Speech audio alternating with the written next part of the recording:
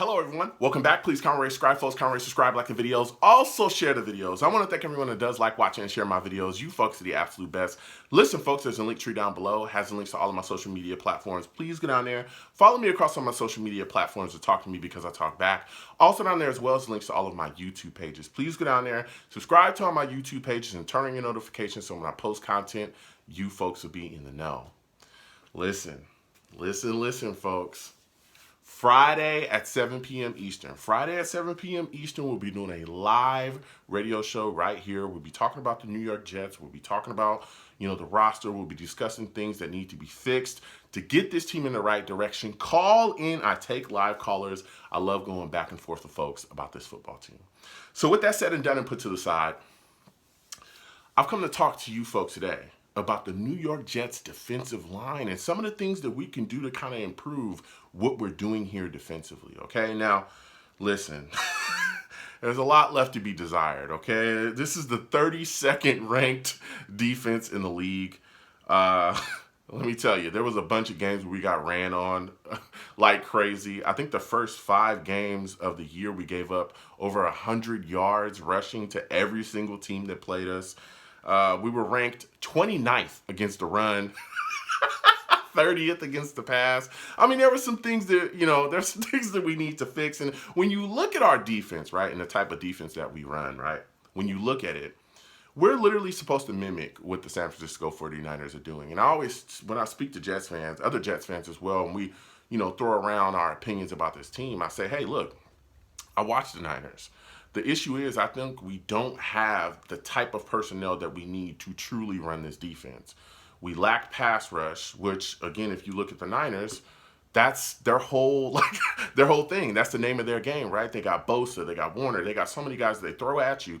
The big thing on the 49ers defense is their front is so stout and tough that it makes everything so much easier for the back end. And they just send so much pressure at you, and they hit you, and they bang you around, and that causes turnovers, and they just take over from there. Well, we have an issue with that because we don't have the guys there to really cause those type of problems and cause those type of issues within the matchup. So this offseason, particularly, I think Joe Douglas is definitely going to focus on some of these areas to help Saleh and all of the guys on defense, really help out that situation and get us in a better position. So I'm going to talk about a couple guys we have defensively along our defensive line. I'm not going to mention everybody. It'd take me a million years to do this video if I did that. I'm just going to mention some of the key guys, and then I'm going to talk about some guys that I'd like to see possibly added to the New York Jets, maybe via free agency, that could help us in some spots that we need help in, all right? Now, first guy I'm going to start with along our defensive line, I think that has some of the biggest question marks going into next season, is Carl Lawson. We were all excited about Carl Lawson, right? We signed him in the offseason. It was just like pandemonium across, the Jets fan base. We were just like, whoa, this guy's coming in. We finally have a pass rusher. We're all excited. And then the offseason came, and then he tore his Achilles during the offseason, doing things in practice, and it was just like, wow, it was a gut punch, right? So now we're looking at the situation coming into next year, and we're saying to ourselves, okay, what can he give us coming off that torn Achilles? And when I talk about pass rush and things with other Jets fans, they say, well, Joe, we got Carl Lawson, he's coming back. I get that, right? But he's coming back off of a torn Achilles. I don't think I can expect 15, 16 sacks out of this guy. That's what we need. We need a guy that's constantly on, a guy that's going to constantly bring pressure.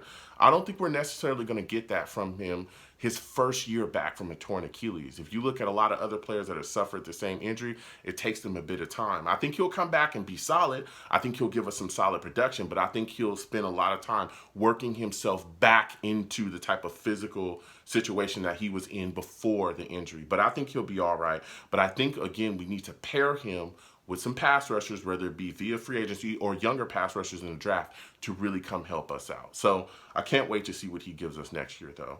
Next guy I want to speak about, Quinn and Williams. Now, Quinn and Williams is a guy that we took 3rd overall in the draft, all right?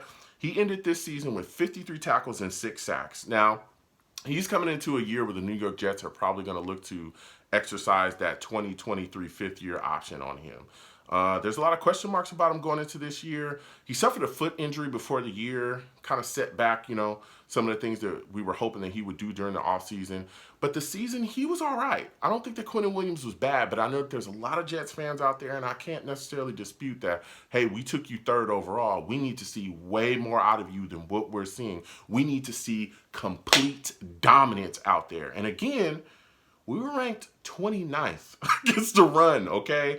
There were games where he was out there and we were getting scorched on the ground, all right? So this year, coming into next year, I need to see more out of him. I need to see him really step up. And he's even said it himself that, I want to be the guy that's going to step in. I want to be that defensive tackle that's going to completely make game-altering plays. I want to completely change the trajectory of the game for my team when I step out there on the field. And that's what he felt like he needed to get better at doing. So Quinn and Williams has been solid for us, but I really want to see him take that next step to just be that game-altering defensive lineman. You know what I'm saying? So we'll see what happens going forward, but he's been all right.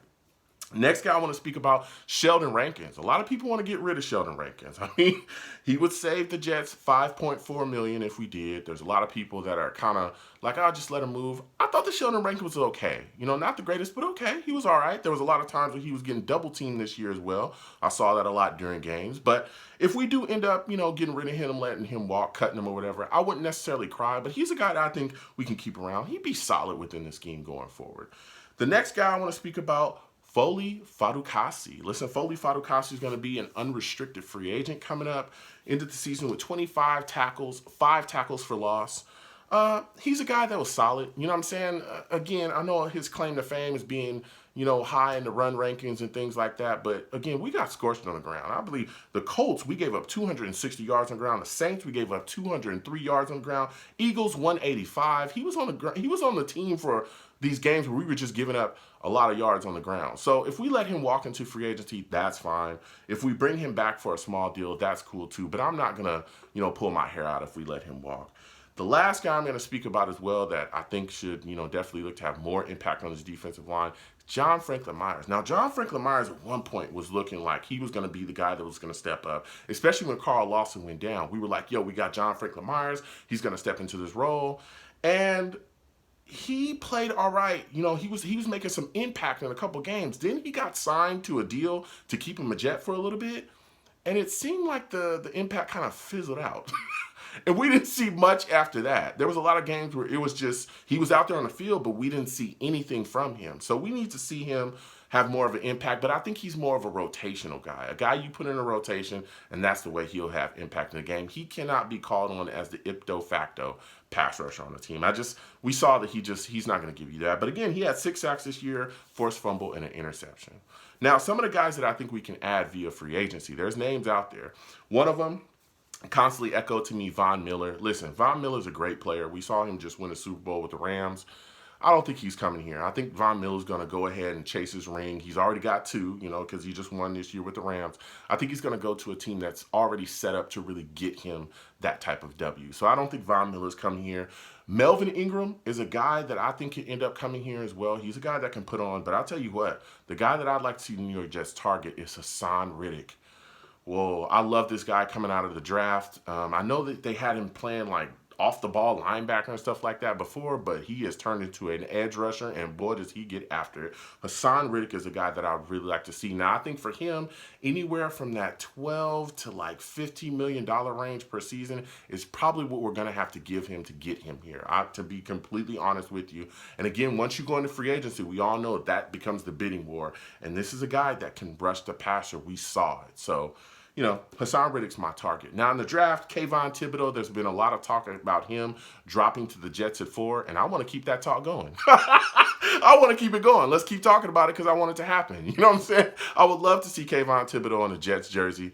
And I'd love to see him slide into 4. So hopefully he does. But if he doesn't, there's other pass rushers as well in the draft that we could target. Jermaine Johnson is a name that's coming up out there as well. This is a guy that's kind of catapulted up the draft boards. Because I remember before he was kind of a guy that was talked about in the second, high second, maybe, mid-second kind of pick. But now a lot of people are talking about him creeping up into the first round, into the teens or something like that. So we'll see. But Jermaine Johnson is a guy that the New York Jets should definitely target. So With all that said, listen, comment down below. Let me know what you folks think. How do you folks feel about the Jets defensive line? What are your thoughts about some of the pass rushers that we can add? I want to hear from you folks. Comment down below. Let's go back and forth. You folks have a good one. Peace.